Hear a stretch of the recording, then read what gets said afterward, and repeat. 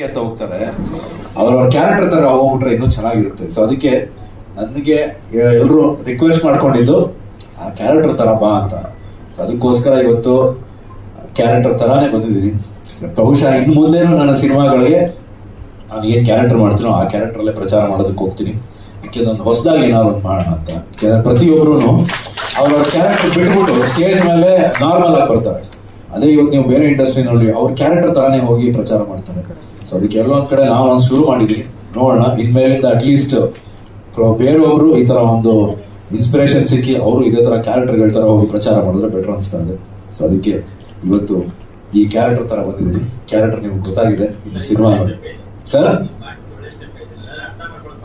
Thank you sir, thank you.